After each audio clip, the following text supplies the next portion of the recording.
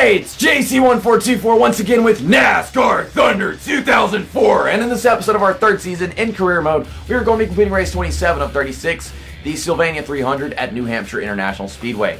In the last episode, we went to Richmond just yesterday, and we won, battling with Ricky Rudd for like 15 laps after pit stops, and he was keeping his distance with me in the first half of the race, but man, tire wear on that car in the first half of the race was pretty rough, but yeah, I couldn't pay that much attention to it in the second half because I was just battling for the lead with Ricky Rudd and all them freaking lap cars getting in the way. It was just a big old freaking mess, but certainly worth watching more than I thought it would be with how strong we are at Richmond. We were better at Richmond in the first Richmond race than we were in the second one, and I have a better car, which is kind of confusing, but that takes our point lead from 132 to 147 over Tony Stewart, who was running third most of the race.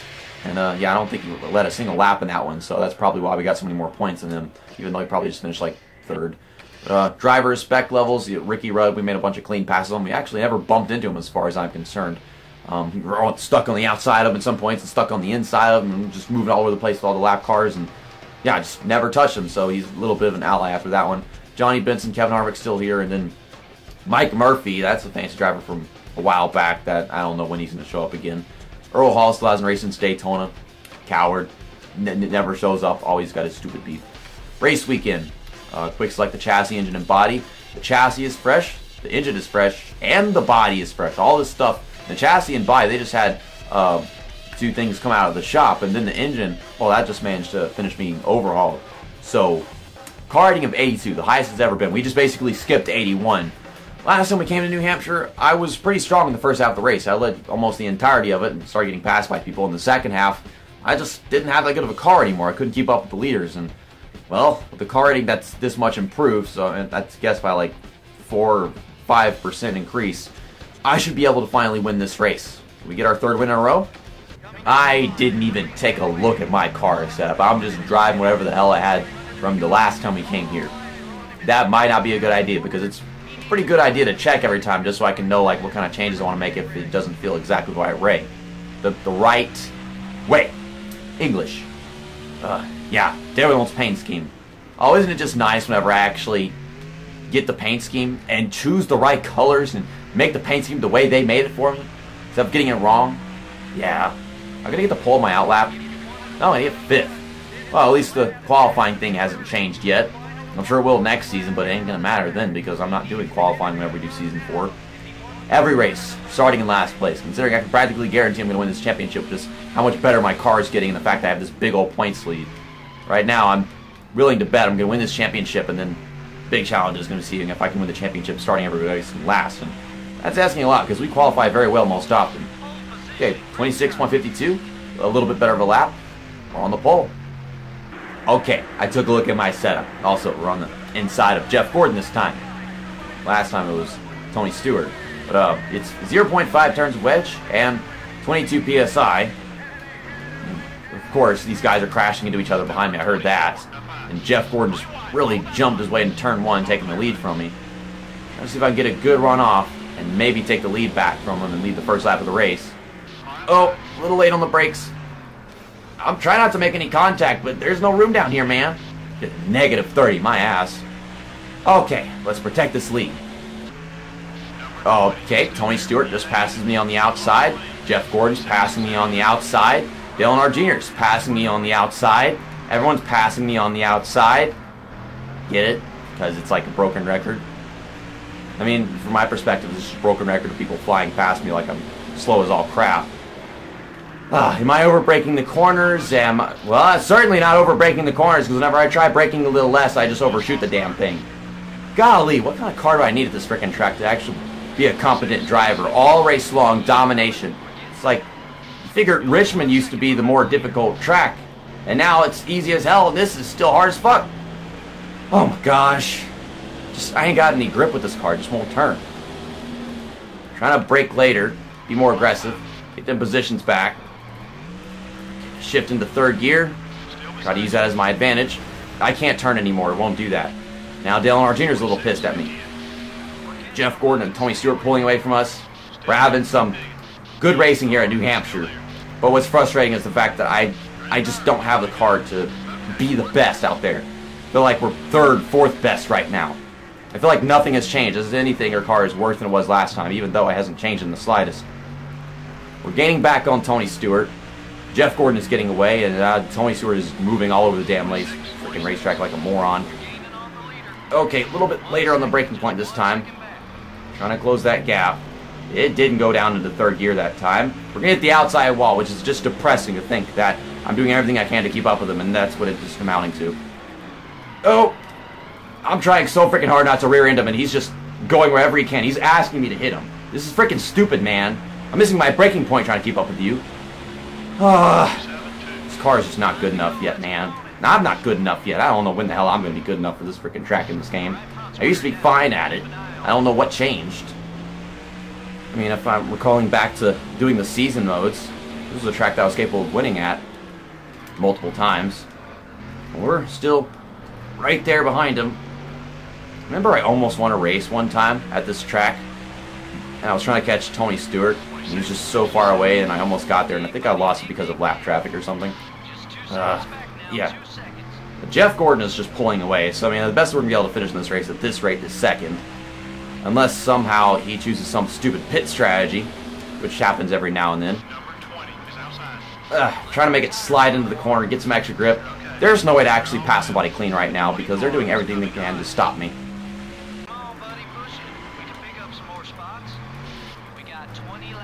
Oh my god, I'm killing these fucking tires. Does that mean Jeff Gordon's going down pit road? Okay, well, I'm going with you. And I'm going to try to gain some time going in. Guys, I've been gaining on Jeff Gordon by about half second since I stopped, talking and everything. Just went into sweat mode. 4 tires, full tank of fuel. Not changing the setup. But what I've been doing to this freaking car, I've been power sliding into every turn. Just turn 1, turn 3, shift down to third gear, just drop the hammer coming off. It's freaking... I'm pushing this car so hard. Like, the freaking right front tire got in the red, and I think just the rear tires are probably going to start wearing down really quickly, too. There goes Jeff Gordon coming off.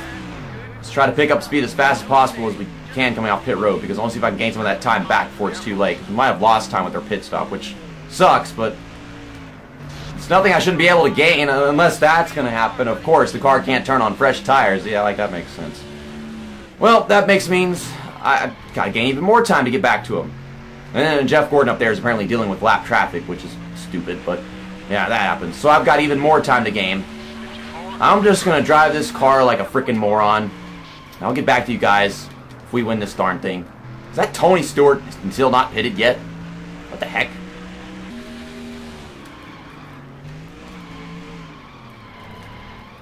What the hell was that corner, man?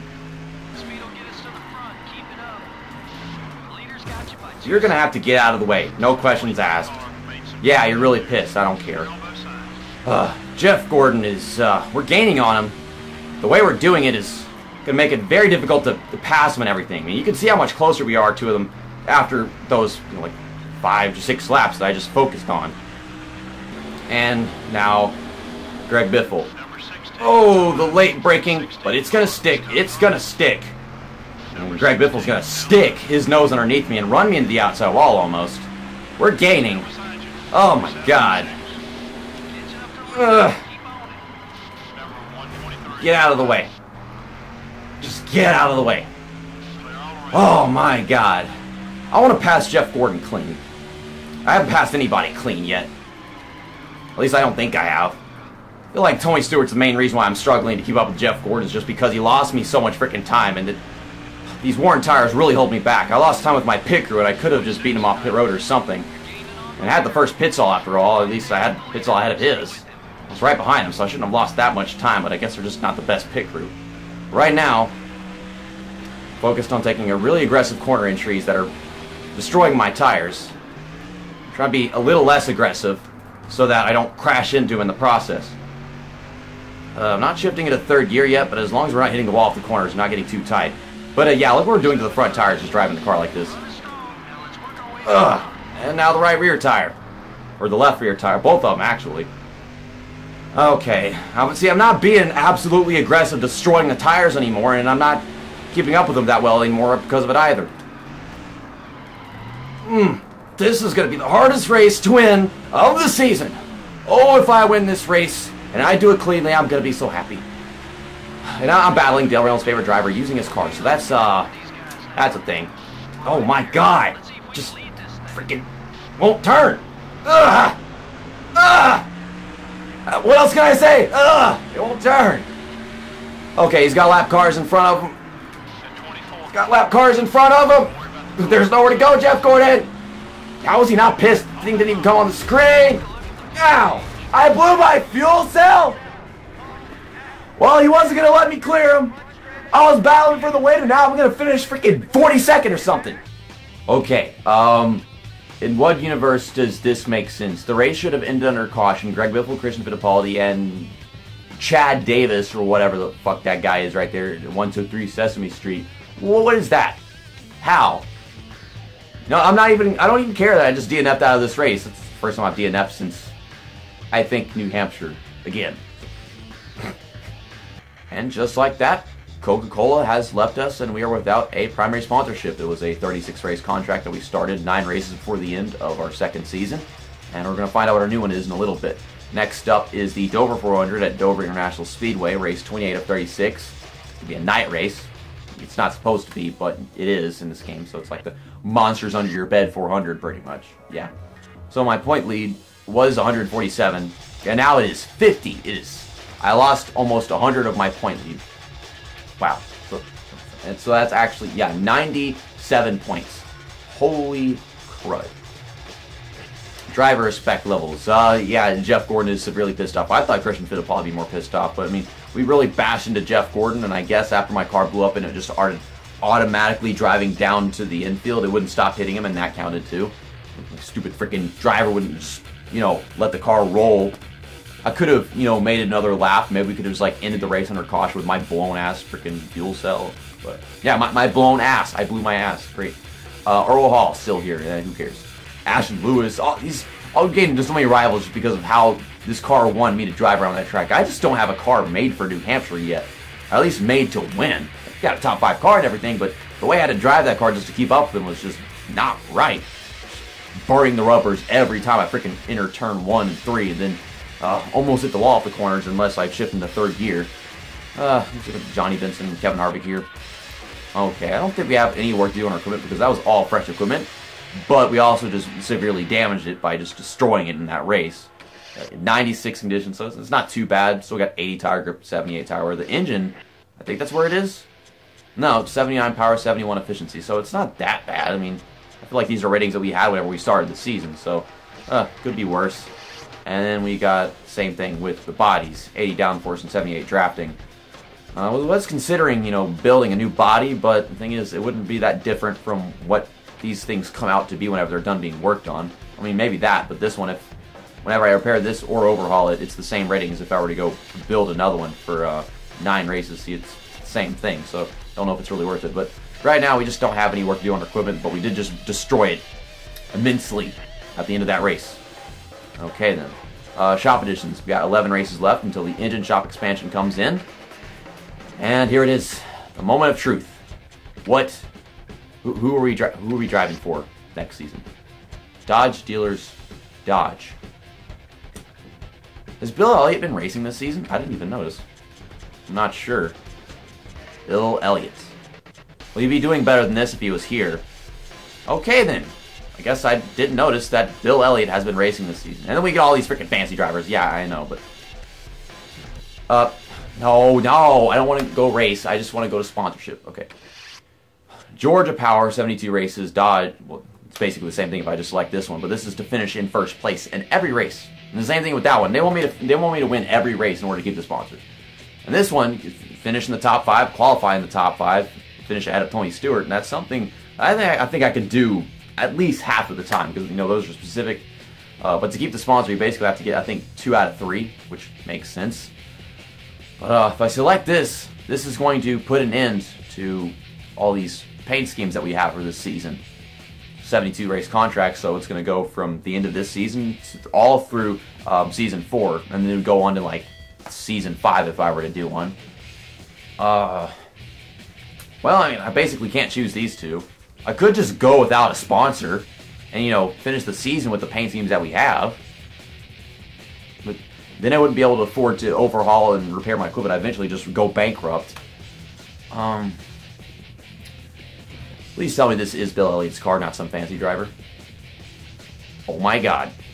We are now the driver of the night car. Hopefully all the viewers and all the people, you know, with all these paint schemes and want to make paint schemes for the next season or something can respect that decision, because I feel like nothing else was really going to turn out that well. Maybe I should have just decided to finish the season with no primary sponsor. I don't know how possible it would have been to do that, but well, I'm not going to use this paint scheme when we go to Dover. It does not look like a night car. There we go. We're going to use this car because it's got black on it, and this is a night race. Yeah. See you next time. That's that. And episode over.